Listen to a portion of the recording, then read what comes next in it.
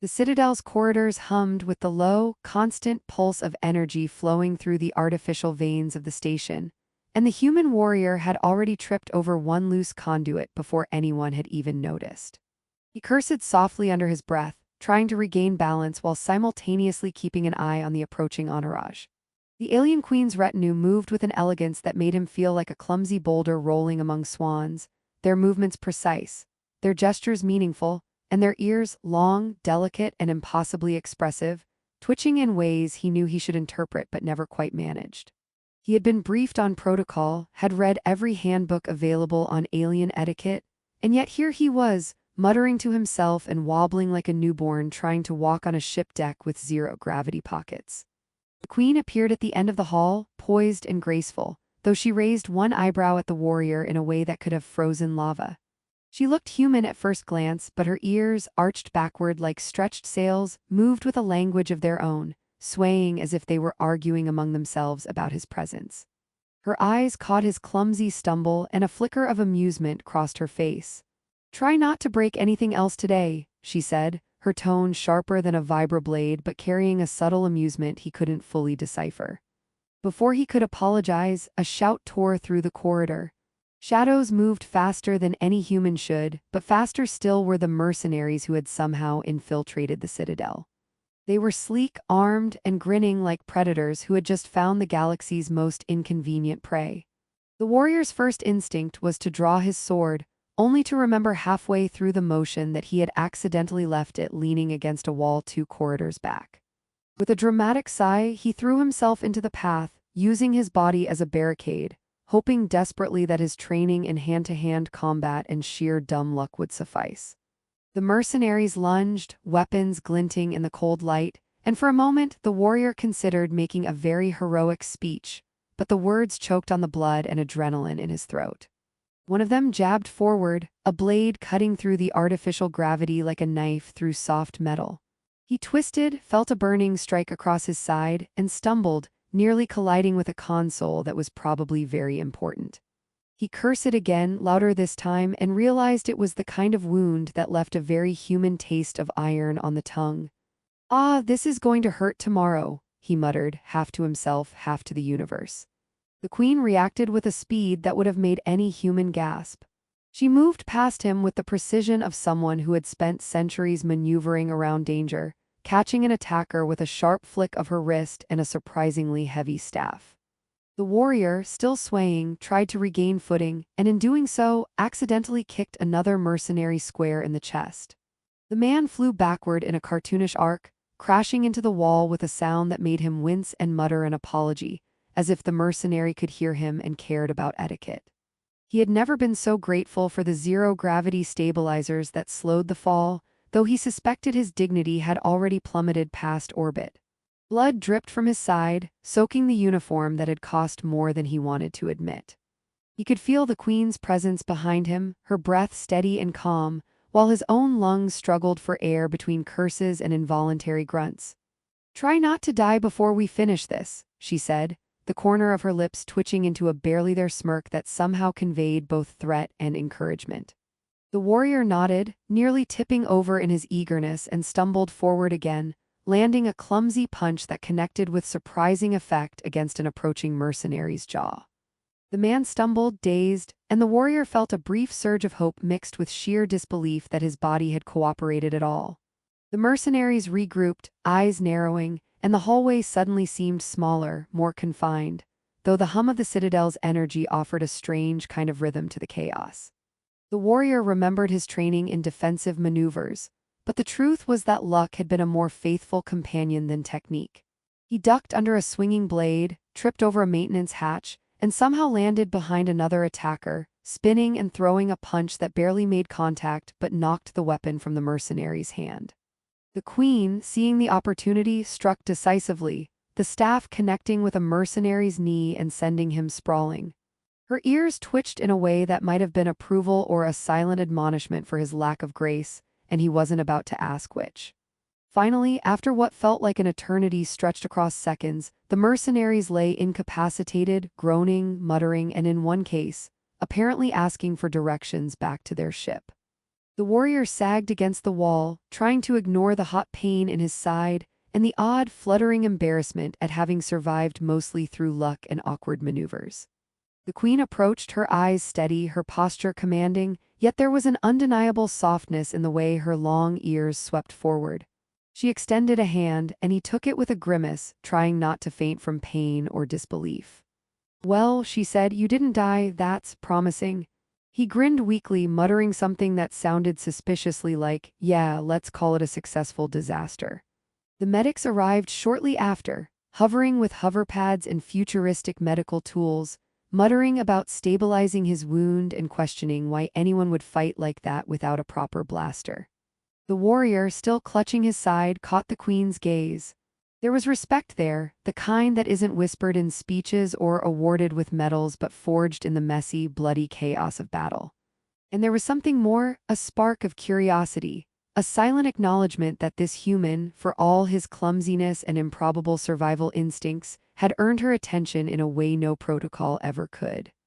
He grimaced, whispered a joke about needing a better first aid kit, and noticed the twitch of her ears that might have been a laugh, though he didn't dare hope too much. As the chaos of the citadel settled, the warrior realized two things. First, that his side hurt more than he thought humanly possible. And second, that an alien queen, elegant, sharp, and human-like yet otherworldly in her ears and demeanor, had just decided, without a single word, that he had earned her loyalty, and probably, whether he wanted it or not, a place in her strange, unpredictable world. And if he survived the healing, the politics, and whatever else the universe threw at them, he might even live to joke about it later. The transport shuttle rattled and groaned like an old dog refusing to wake up as it descended toward the queen's homeworld, and the warrior gripped the handrail with one hand while the other hovered uselessly over the still healing wound on his side. He tried to focus on the passing vistas of iridescent oceans and crystalline mountains, but every time he glanced at the queen, she was effortlessly poised, ears flicking in subtle patterns that seemed almost alive, like antennae for sarcasm or amusement. "Are you supposed to be reading the tactical readouts or absorbing the view?" she asked, her voice smooth but threaded with humor. He coughed, trying not to groan as the shuttle lurched, and muttered, "I'm absorbing mostly. Though the readouts may be vaguely absorbing too." She tilted her head, a movement that made her long ears sway elegantly, and for a second he wondered if she found him more ridiculous than inspiring. Once the shuttle docked at the floating city, gravity reasserted itself with an exaggerated tug that almost had him collapsing forward. The city was a labyrinth of glass corridors, hovering platforms, and shimmering energy bridges. Courtiers and officials passed with a practiced grace, ears twitching, eyes darting, and holographic notepads projecting streams of data as if the air itself were taking notes on every step. The warrior tried to follow, but the first misstep landed him in a minor fountain of levitating water that, fortunately, was more decorative than dangerous. The queen's hand reached out instinctively, steadying him, her eyes glinting with both amusement and mild exasperation. "Humans are supposed to be dexterous," she said, "not entirely disaster-prone." He bowed awkwardly, ignoring the wet sensation seeping into his uniform. "I'm working on a new definition of dexterity," he said. The palace council awaited, a semicircle of dignitaries with robes of shifting light and eyes that seemed to read both body and mind. The warrior straightened, trying to adopt a posture that screamed competence while quietly hoping none of them noticed the lingering bloodstain on his side. The queen led him forward, whispering in a tone that carried both amusement and warning, "Remember, they are evaluating you and they do not value clumsiness. Humor may be tolerated in small doses." He nodded and immediately tripped over a floating carpet of anti-gravity threads, sending one counselor's hovering notepad spinning into a wall with a polite electronic beep. He groaned internally, whispered, "Small doses, right?" and received a barely perceptible twitch of the queen's ears that suggested approval, or maybe she was trying not to laugh aloud. Debates erupted, voices oscillating in frequencies that humans could barely detect, their words accompanied by subtle ear flicks and holographic flares indicating emphasis, sarcasm, or concealed threats. One elder leaned forward, ears curling backward in suspicion, questioning the queen's judgment in choosing a human protector. The warrior responded without thinking, cracking a joke about humans having a peculiar talent for surviving catastrophic blunders, and the council murmured. Some nodded, some frowned, and the queen's eyes sparkled with restrained amusement. That brief moment of levity broke the tension, earning him a grudging acknowledgement. He was strange, reckless, and unrefined, yet undeniably valuable. Outside the council chambers, a maintenance drone zipped past him, bumping lightly into his shoulder before issuing an apologetic mechanical beep. He muttered a sarcastic thanks for the help, buddy, and the queen's ears twitched upward, unmistakably laughing. You see, she said, even the machines respect your peculiar charm. He sighed, brushing imaginary dust off his uniform. I'll add that to my resume. Charming disaster accepted by alien intelligence and machinery. Later, the palace gardens called for inspection, crystalline flowers bending in the artificial breeze and tiny robotic pollinators buzzing in patterns more complex than human orchestration. The warrior followed the queen across suspended walkways, marveling at the way her ears caught every subtle sound, every movement. She stopped abruptly, ears flicking in irritation as a minor assassin, clearly overconfident, attempted a strike.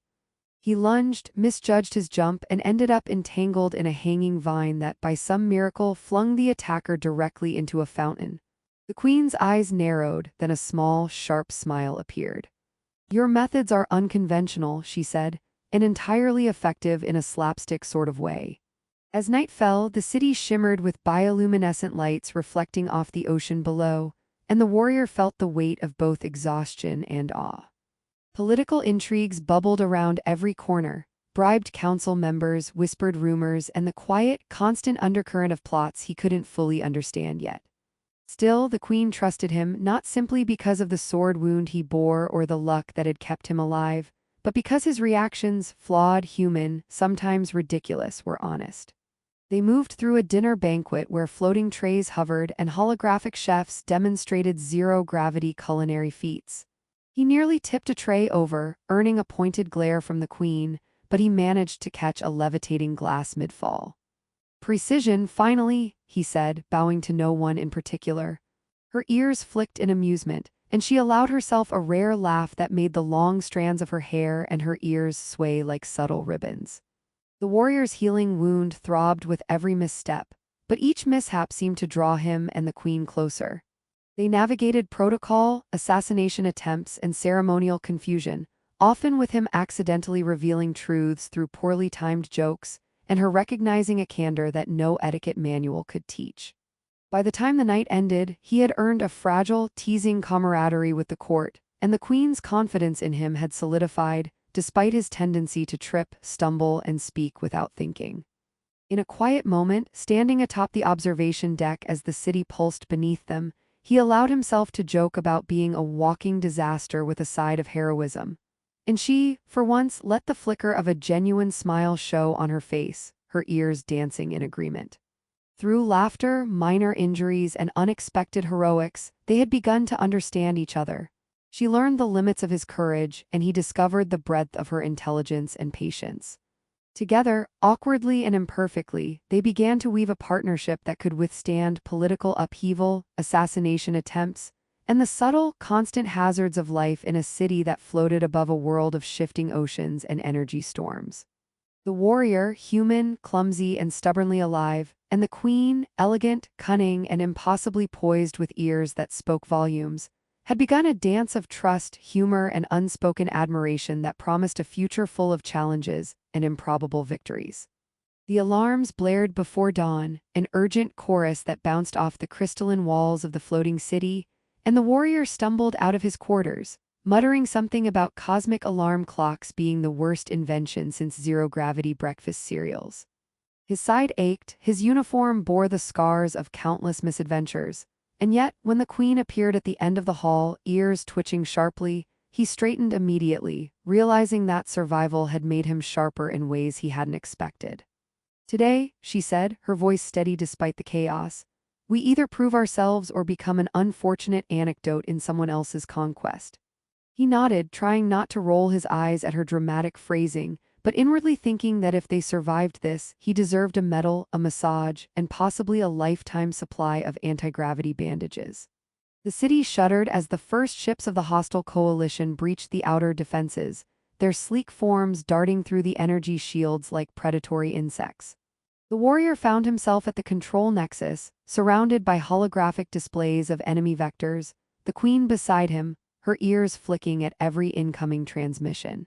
He tried to interpret the complex alien strategy protocols and mostly failed, but he improvised with a human solution: move fast, hit harder, and hope the unpredictability worked in their favor. He barely managed to suppress a groan as he launched a series of countermeasures, accidentally triggering a drone swarm that spun around him in chaotic loops. One collided with his shoulder, beeped apologetically, and he muttered, "You too, huh? Well, at least someone understands my style." The queen's eyes narrowed in mock disapproval, but her ears twitched in amusement, a subtle acknowledgement of his knack for turning chaos into advantage. As the battle escalated, saboteurs infiltrated the city from below, bypassing the main shields. The warrior, guided by instinct and an impressive streak of improbable luck, navigated corridors of shifting energy grids, ducking and weaving through electrified floors. He grabbed a lever, pulled with all his strength, and sent a section of the corridor collapsing onto the attackers, all while tripping over a stray cable and somehow managing not to get electrocuted. The queen, following with precision, neutralized another intruder with a swift strike of her staff, ears flaring in rhythm with the motion, her long hair brushing past the glowing panels. The combination of his improvisation and her calculated moves created a rhythm, chaotic, absurd, but effective. By mid-battle, the outer city's shield was failing. Enemy ships advanced in synchronized waves, their weapons pounding the crystalline towers. The warrior, sensing the tide turning against them, gestured to the queen, "Plan B."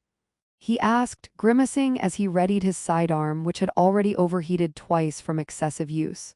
She smirked, a dangerous glint in her eyes and a flick of her ears that made him nervous in an exciting way. "Plan B," she said, "is to make them regret ever thinking we'd be easy targets, and to do it with style."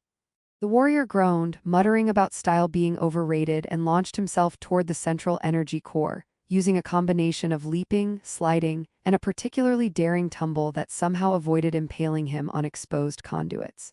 He reached the control panel, his fingers fumbling across alien symbols, and with a triumphant grunt, rerouted the core's energy into a feedback loop that disabled several enemy vessels in spectacular explosions of color and plasma. The queen moved with a precision honed by centuries, directing the city's defenses with calm authority. Her staff struck with rhythmic efficiency, knocking back attackers while her long ears twitched in subtle signals to the guards. In a moment of levity amidst chaos, she gestured toward the warrior who was balancing precariously on an exposed conduit. "Do try to keep all limbs attached," she said. He grinned, waving one arm with exaggerated caution, "No promises, Your Majesty." A drone whizzed past, narrowly missing him, and he ducked, grumbling about how zero-gravity acrobatics were apparently a full-time job. The queen's lips quirked, the closest thing to a laugh he'd seen in days, and he felt a rare warmth in the tension, knowing they could fight side by side without needing to mirror each other perfectly. As the final wave of attackers approached, the warrior realized that the city's defenses were stronger than even the coalition expected.